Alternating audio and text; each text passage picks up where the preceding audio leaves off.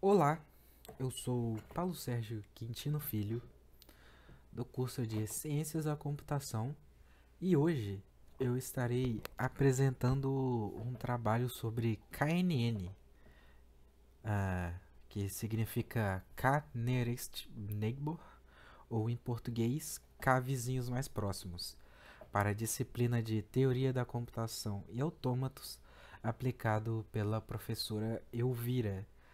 Ah, Para esta apresentação, eu estarei usando os slides criados pelo meu grupo para apresentação em sala de aula, mas como um reforço visual. Ah, mas para podermos entender o, como funciona o KNN e entrarmos no assunto de verdade, primeiro a gente tem que entender o que é o KNN. E o KNN, ele é um dos mais famosos algoritmos voltados ao machine learning, ou aprendizagem de máquina, devido ao fato de ser considerado bem simples em termos de complexidade da computação, sendo de fácil entendimento e manipulação. Ah, de forma resumida, o KNN classifica amostras de conjuntos de dados, levando em consideração os vizinhos daquele dado. E se essa amostra estiver mais próxima de um determinado grupo de vizinhos, esse dado ele é classificado como pertencente a esse grupo. Então agora a gente pode entrar de verdade em como funciona o KNN. E de forma simples, ele utiliza uma variável k, por isso k vizinhos, cujo valor serve para definir a distância entre esses vizinhos, né? Basicamente, o valor de k ele vai definir dentro da amostra quantos vizinhos, quanto a quantidade de vizinhos próximos ao valor de entrada que eu vou usar para realizar essa classificação, por exemplo. Aqui vocês podem reparar que tem um pequeno exemplo na direita. Nesse exemplo é utilizado a classe A, que é representada por um quadrado, e a classe B, que é representada por um triângulo. O nosso dado de entrada é a bolinha vermelha. Ah, e pelo círculo que a gente tem aqui, já dá para entender que o valor de K é 3, pois ele recolhe os três vizinhos mais próximos do dado de entrada, que é a bolinha vermelha. Aí, o que ele faria, no caso o algoritmo faria, seria ver qual é a classe majoritária dos vizinhos próximos ao dado de entrada, que é a bolinha. Ou seja, ele vai ver a classe de todos os vizinhos aqui, e ele vai ver que dois vizinhos são quadrados e um vizinho é o triângulo. Então, no algoritmo, na sua forma mais simples, ele definiria o valor de entrada da bolinha vermelha como pertencendo à classe A, o quadrado amarelo, pois, na quantidade de amostras usadas aqui, a classe majoritária é a classe A. Aqui a gente tem um outro exemplo para dar uma simplificada. A gente tem essa distribuição de pontos, onde a gente tem duas classes, os pontos azuis e os pontos vermelhos. A gente pega o valor de entrada, que é essa bolinha verde bem ali, na primeira imagem. E aí a gente vai definir quantos vizinhos nós vamos recolher dessa amostra. Todos esses pontos aqui são a nossa amostra inteira. Mas para nós é interessante pegar apenas uma pequena parte, que são os vizinhos mais próximos dessa bolinha verde. A gente define um valor de k para 3, por exemplo. Então a gente vai pegar as três bolinhas mais próximas da nossa bolinha de entrada, a bolinha verde. Então a gente vai, no algoritmo ele vai checar qual é a classe majoritária de vizinhos, né? Se a bolinha verde ela tem mais vizinhos azuis ou vizinhos vermelhos. E aí, o que for maior, ele vai definir, vai classificar a nossa amostra, nosso dado de entrada como pertencente. Nesse caso, você pode reparar que, como no exemplo anterior, ele tem duas bolinhas vermelhas e uma bolinha azul como vizinhos mais próximos. Como a quantidade de bolinhas vermelhas é maior, logo o nosso algoritmo vai classificar o nosso valor de entrada como pertencente à classe das bolinhas vermelhas. O KNN ele é usado principalmente em dois tipos de modelos: o modelo de classificação e o modelo de regressão, sendo o principal e o mais conhecido o modelo de classificação, onde o KNN procura achar os Ks vizinhos mais próximos de um dado ponto no espaço e ele pega um conjunto de vetores. E aí, para medir a distância entre os pontos, é utilizado o cálculo de distância euclidiana entre os vetores, que é dado pela fórmula que vocês podem ver na imagem no centro do slide. Nessa fórmula, x e y são as linhas da matriz X, enquanto k é o número de vizinhos que vai ser coletado dessa amostra e o n é o valor total de dados dentro da amostra. E t é a nosso valor que a gente quer ser classificado, é o dado que a gente quer classificar. Juntando todas essas informações, a gente precisa saber qual é a classe dominante dentro desses vetores definidos pelo valor de k. E cada vetor é um conjunto associado a uma classe. Como se a gente voltar no exemplo anterior, a gente pode ver que tanto as bolinhas azuis como as bolinhas vermelhas são dois vetores. A gente tem um vetor de classe bolinha azul e o vetor de classe bolinha vermelha. Basicamente é isso que ele faria, ia pegar esses vetores, checar essa classe e ver qual é a classe predominante, a classe vizinha predominante ao nosso dado de entrada, definido pelo valor de k. Determinando esses conjuntos de vetores no espaço e a distância entre eles, a gente faz o cálculo, né, para checar a probabilidade do nosso dado de entrada, que é t, pertencer a uma dessas classes. Onde CJ, vocês podem ver olhando a imagem, a fórmula no meio, do centro da imagem, é igual à soma das ocorrências positivas dividida pela quantidade de vizinhos mais próximos da instância, classificando a instância como sendo a classe com maior proporção de ocorrência. Novamente, como eu expliquei da última vez, só que agora de uma forma mais matemática, menos ilustrativa. Em problemas de classificação com poucas classes, esse método ele é muito útil e eficiente. Porém, ele pode perder essa eficiência, ele pode perder essa utilidade se dentro do nosso conjunto de dados houver uma grande quantidade de classes.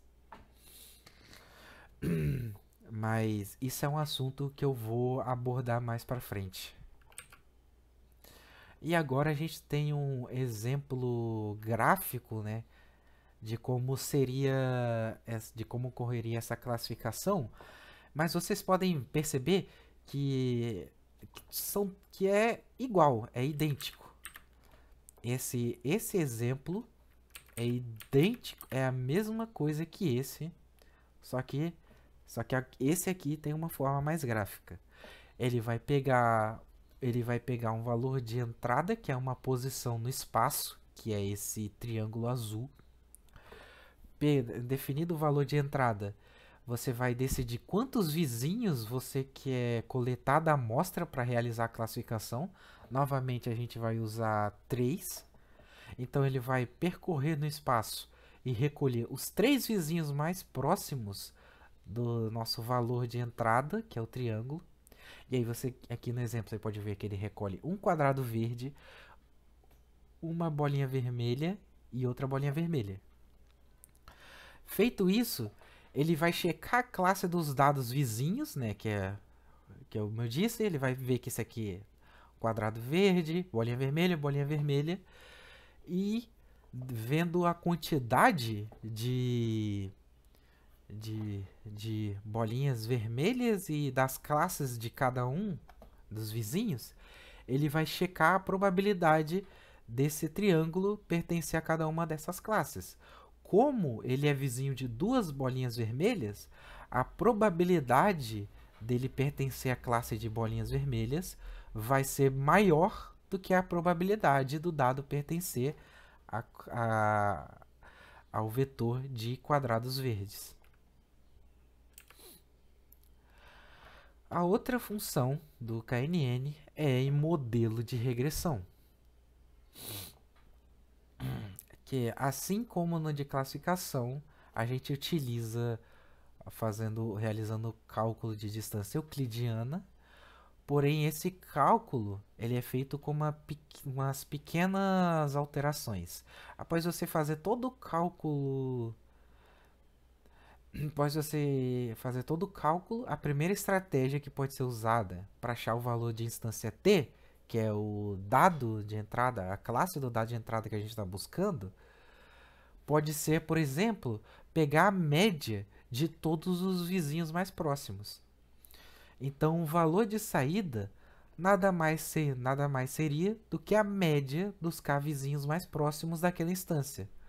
No caso da regressão, a função que associaria um valor da instância t, que será classificado, seria dado por essa expressão matemática, onde π é o peso de cada valor real, é o peso que basicamente é o peso que cada dadozinho da amostra que tem, e VI associado ao vetor dos vizinhos mais próximos e, consequentemente, a sua classe. Exemplificando de forma mais visual, a gente tem esse gráfico aqui na direita como exemplo. Você pode ver que ele tira uma média de todos os dados da amostra, o que gera essa reta. Então, a gente seleciona um conjunto de dados dessa amostra, recolhe o valor da média deles, o valor do peso e realiza todo o restante do cálculo de classificação.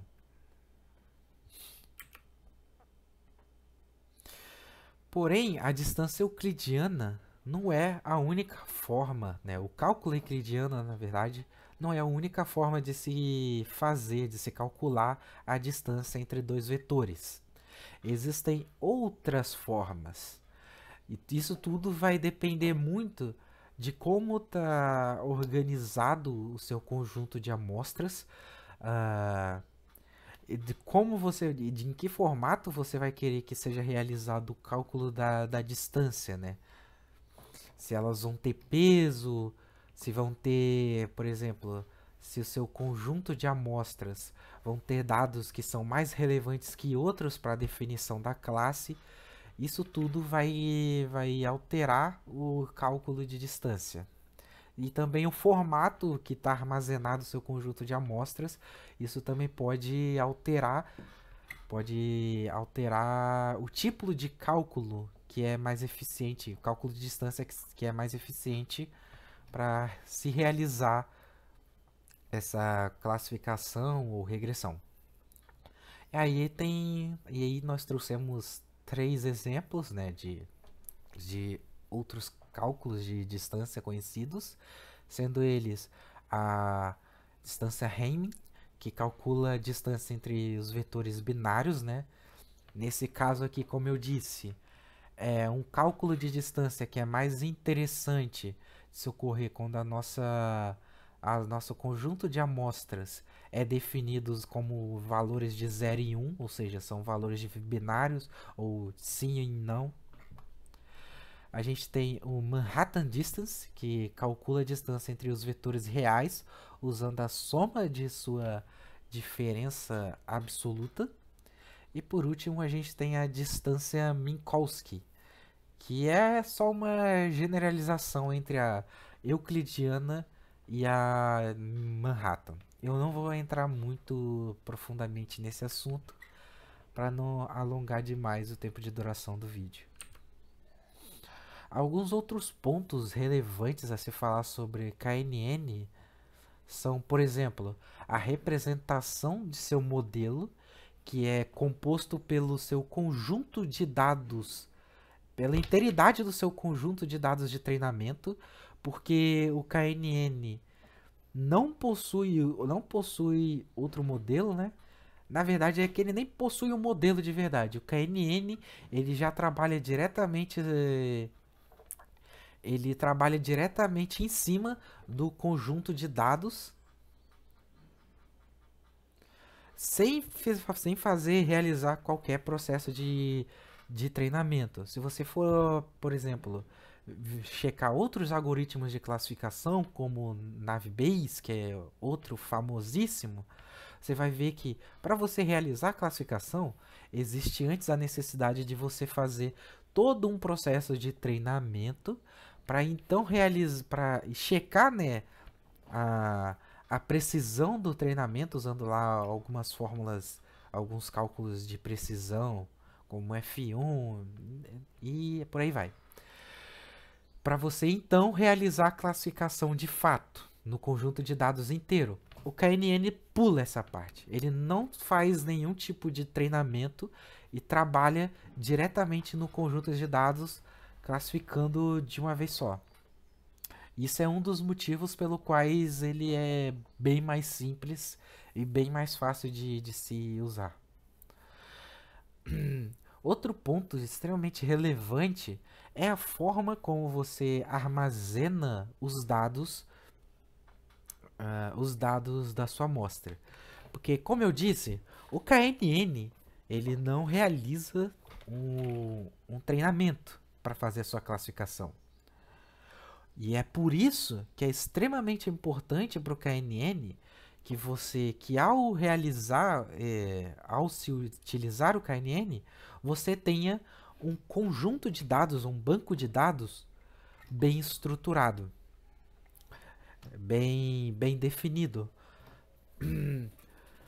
Porque se você tiver um conjunto de dados com dados discrepantes, com várias classes diferentes, o KNN, na hora de fazer a sua classificação, ele não só não vai ter precisão, como também ele não vai ser eficiente e pode gerar uma grande quantidade de erros. Por isso é recomendado, ao decidir usar o KNN, você usar alguma implementação, algum algoritmo, alguma estratégia para se armazenar os dados no seu conjunto, os seus dados no seu conjunto de dados, no seu banco de dados, de forma eficiente, né? De forma correta. E para isso ele é recomendado algumas estruturas complexas, como árvore KD, por exemplo. E você também é preciso manter um cuidado constante sobre o seu conjunto de dados, né? O seu banco de dados. Você precisa o tempo todo checar se ele está organizando, se ele está organizando, não, se ele está organizado, se ele não tem dados vazios, se ele não tem dados errados, se você não tem classes muito discrepantes uma da outra. Por isso você precisa manter uma rotina, né, uma frequência de organização e atualização do seu conjunto de dados para manter sempre ele da forma mais consistente possível. Aqui nós podemos ver um pequeno exemplo de código do KNN para você importar como você é simples, como é simples, né, importar a classe. Nesse caso aqui a gente está usando a linguagem Python, e para você usar o KNN no Python, basta você importar a biblioteca dele do scalar neighbors, né? Aí você define o KNN chamando o kneighbors classifiers importado do scalar neighbors, definindo um valor, já definindo um valor para cá, que por exemplo é o 5 ali, no caso do código. Você chama. Você já faz o. Você já faz meio que um treinamento. Você pode fazer uma classificação de treinamento usando o KNN Fit, onde você pega dois conjuntos treinados, mas você não faz esse treinamento pelo KNN. Se você for realizar o treinamento, você vai ter que usar um outro algoritmo. E você usa depois o knn.predict para predizer um conjunto dado, um conjunto de dados, né? E aí ele vai armazenar em uma outra variável essas predições. Outros pontos importantes, é válido relembrar as outras distâncias de medida, né? Que no caso a gente tem o Hamming, que calcula os vetores binários, o Manhattan Distance calcula os vetores reais na soma de sua diferença absoluta, e o Minkowski, que é a generalização da euclidiana em Manhattan. E esse tópico mais importante, importantíssimo, que é como escolher o K. E é comum pensar, né? É um pensamento equívoco comum você considerar que quanto maior for o valor de K, melhor vai ser a classificação. Porque se você tiver um conjunto grande de vizinhos, você vai conseguir definir melhor. Ao analisar um grande conjunto de vizinhos, você vai conseguir ter uma definição mais precisa sobre uma classificação mais precisa sobre o seu valor de entrada. Mas isso é um mito, entendeu? O valor de K que você vai escolher depende muito de qual é o seu objetivo, de qual é o objetivo do que você quer classificar.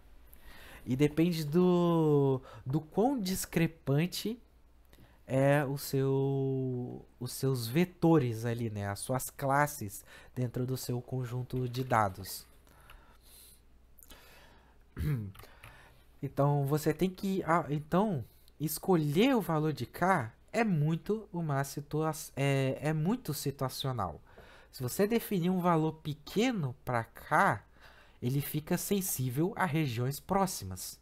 Enquanto se você definir um valor muito grande para K, ele vai ter uma probabilidade maior de classificar o nosso valor de entrada como pertencendo a uma classe que tem, por exemplo, uma quantidade maior de dados dentro do nosso banco de dados. E aí já volta no conceito de você fazer a normalização do seu banco de dados,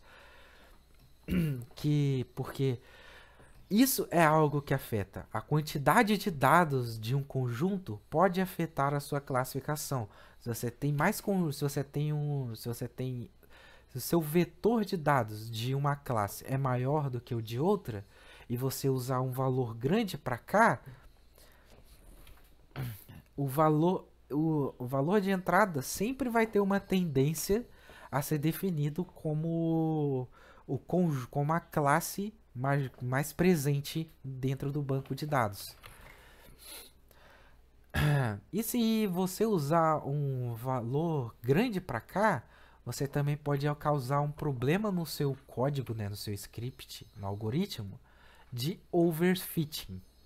Assim como se você escolher um valor muito pequeno, você pode causar um underfitting.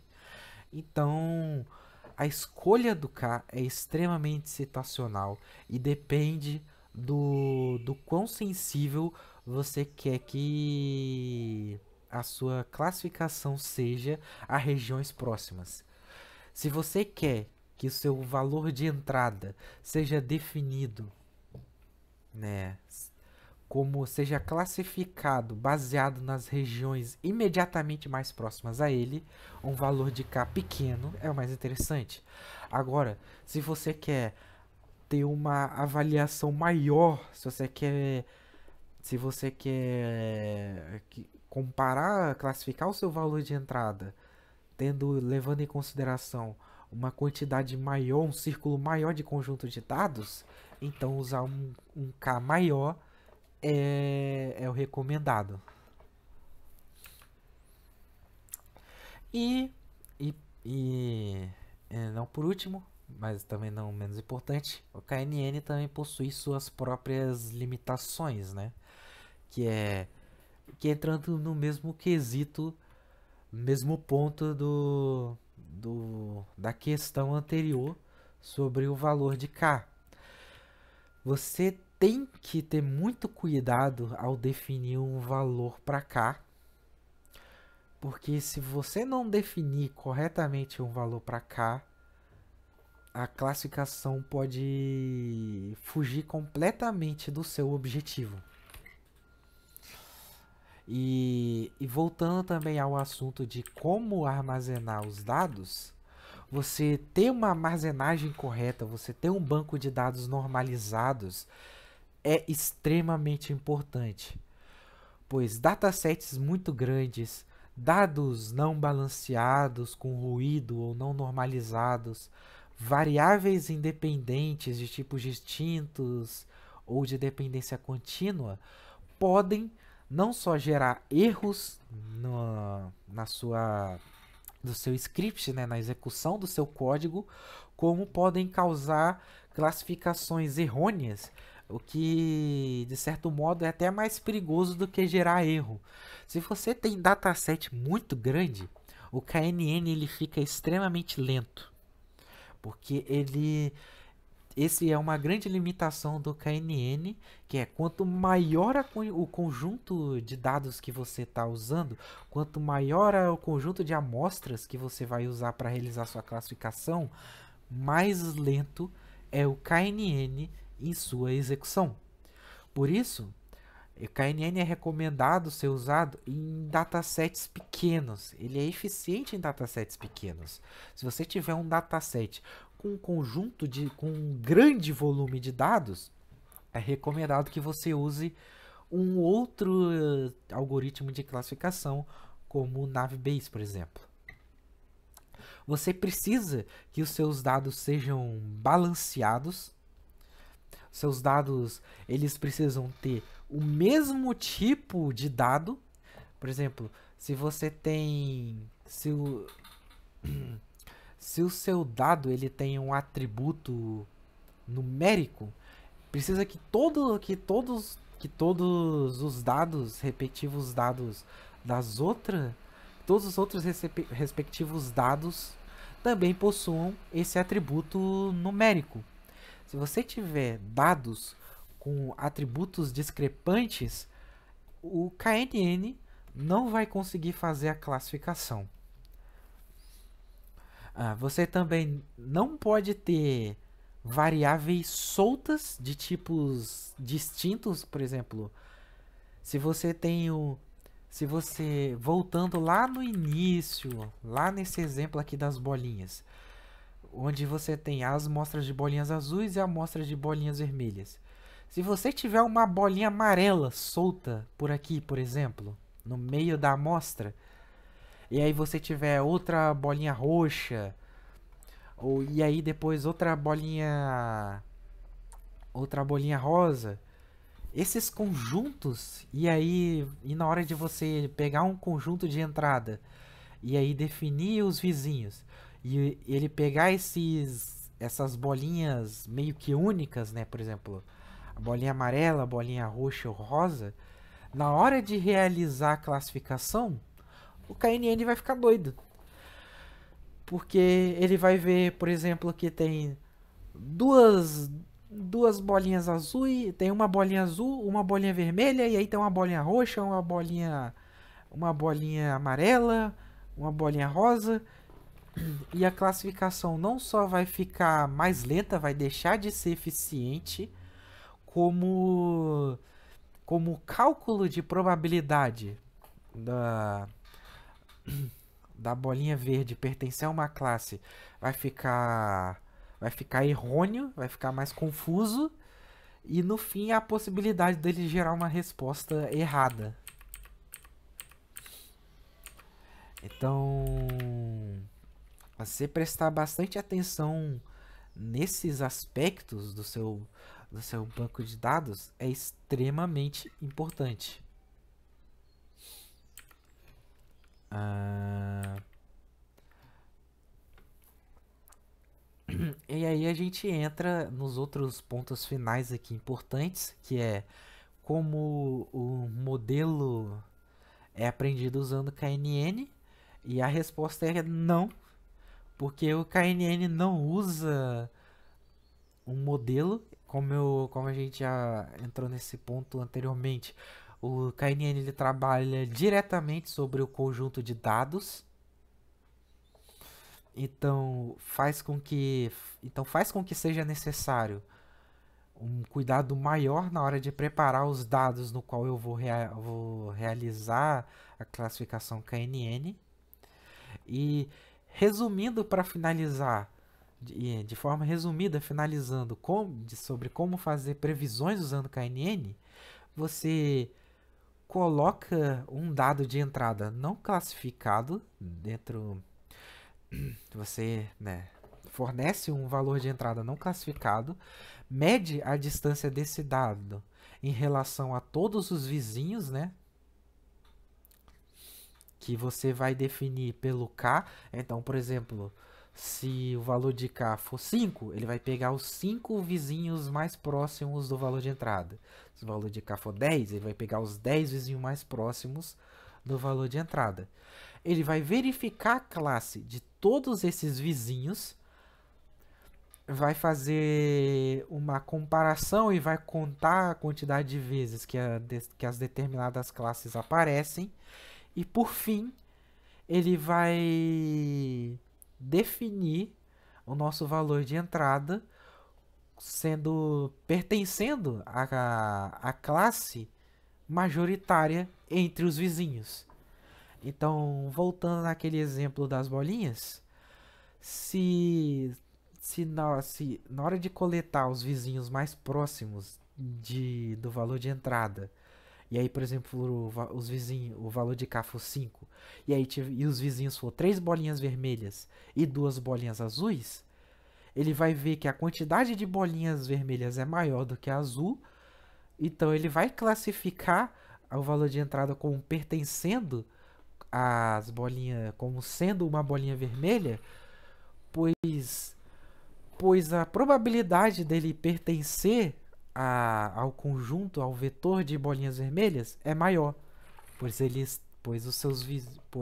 tem mais vizinhos bolinhas vermelhas do que vizinhos bolinhas azuis. E finalizando, reforçando o quão importante é você ter uma boa preparação do banco de dados para realizar o seu classificação KNN. Aqui vai algumas dicas como de como preparar o seu banco de dados para garantir que o KNN vai ser executado de forma eficiente e sem erros, né? Tentar garantir, pelo menos. E são 3 principais técnicas, no caso. A primeira é o Rescale Data, que é tentar manter os dados com um padrão de escala, como, por exemplo, normalizar os dados para o intervalo de 0 e 1. O que isso quer dizer? para você manter todos os dados com um valor, com uma medida de valor padrão, que vai ser definida, que é definida de alguma forma. Por exemplo, você ter um conjunto, um dado cujo atributo dele é ser tipo um entre três cores, que é vermelho ou uma entre duas cores, né, que é ser vermelho ou azul. Dessa forma você está normalizando que todos os dados ou todos os dados daquele vetor, daquele conjunto de dados, né, do banco de dados, ou vão ser vermelhos, ou vão ser bolinhas vermelhas, ou vão ser bolinhas azuis. Isso aumenta a eficiência do KNN. A segunda estratégia é o endereço de dados ausentes, que é imputar os valores ausentes ou excluir amostras cuja distância entre uma e outra não pode ser calculada. O que isso aqui significa?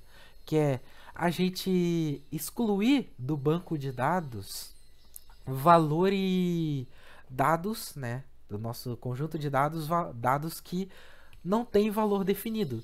Por exemplo, se a gente pegar o exemplo do conjunto do banco de dados de de bolinhas, onde tem bolinha vermelhas e bolinha azul, se no caso tivesse alguns dados que ele não é definido, que ele não é nem bolinha vermelha nem bolinha azul, a gente tira esse dado fora, porque ele não vai ser relevante para a gente, e deixa só os dados interessantes. E também tirar valores cuja distância não possa ser calculada. E o que isso quer dizer? É que se tiver um valor da nossa amostra de dados que não importa que tipo de valor de entrada você pegue, você não consegue calcular uma distância para ele, ou a distância é simplesmente muito grande, esse dado também não é interessante para a gente. Então você pode retirar ele do seu conjunto de dados, deixando o seu conjunto de dados mais polido. E a terceira dica é a dimensionalidade inferior, que é, como eu já disse aqui algumas vezes antes, você trabalhar com um conjunto pequeno de dados. Você não usar um volume muito grande de dados. Se você for usar o KNN, se você quiser usar o KNN como seu modelo de classificação, você primeiro tem que verificar o quão grande é o conjunto de dados ou o banco de dados que você vai trabalhar. Pois se ele for grande, o KNN não vai funcionar de forma eficiente. E aí, nesse caso, é recomendado que você use um outro algoritmo. E basicamente é isso que tinha para falar sobre o KNN. Aqui são algumas referências que a gente usou como fonte de pesquisa para montar essa apresentação. Muito obrigado por assistir o vídeo até aqui, por me ouvir, e tenha um ótimo dia. Tchau!